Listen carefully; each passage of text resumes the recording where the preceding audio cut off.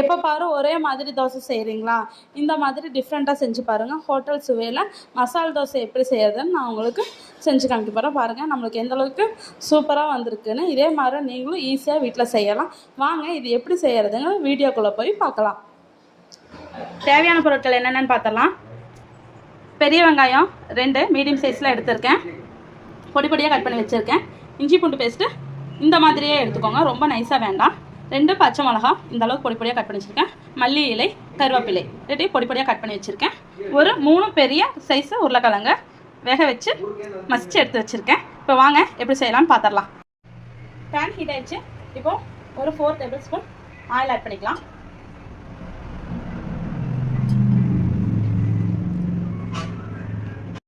Oil heat ஆகிடுச்சு. இப்போ எடுத்து வச்சுருக்கேன் பச்சை மிளகாய் ஆட் பண்ணிக்கலாம்.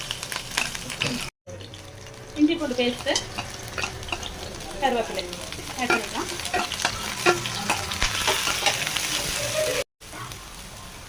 இப்போ இது கூடயே கட் பண்ணி வச்சுருக்க வெங்காயத்தை ஆட் பண்ணிக்கலாம்.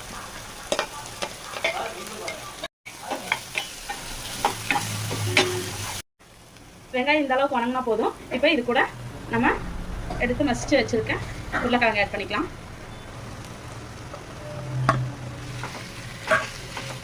இப்போ மசாலா பொருட்கள் எல்லாம் ஆட் பண்ணிக்கலாம். ஒரு அரை ஸ்பூன் மஞ்சள் தூள். இப்போ மசாலா பொருட்கள் எல்லாம் ஆட் பண்ணிக்கலாம். ஒரு அரை ஸ்பூன் மஞ்சள் தூள், 1 ஸ்பூன் மிளகாய் தூள், ஃப்ளேவருக்காக அரை ஸ்பூன் கரம் மசாலா. நம்ம அப்போ வெங்காயம் வணங்குற அளவுக்கு தான் உப்பு ஆட் பண்ணோம். இப்போ ஃபுல் மசாலாவுக்கு தேவையான உப்பும் இதில் ஆட் பண்ணிக்கலாம். எடுத்து வச்சுருக்க மல்லி இலையும் உள்ள போட்டுக்கலாம். இது ஈவனாக எல்லாம் எடுத்துகிட்டு மிக்ஸ் பண்ணிக்கலாம். இது நல்லா மிக்ஸ் பண்ணிட்டோம். இப்போ இதை நம்ம இறக்கி வச்சுட்டு தோசை ஊற்றி காமிக்கலாம். ஒன்று கல் நல்லா ஹீட் ஆகிடுச்சு. தோசையை மாற்றிக்கலாம். ரொம்ப பேப்பர் மாதிரி ஊற்றாதீங்க, ஒரு அளவுக்கு கெட்டியாக ஊற்றுங்க.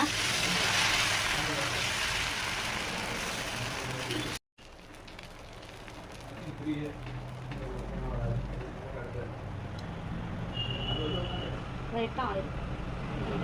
இது 1 செகண்ட் ஆகட்டும். இது தெரியுதுங்களா நல்லா வெந்து வந்திருக்கிறது. இப்போ இந்த டைமில் மசாலா ஆட் பண்ணிக்கோங்க.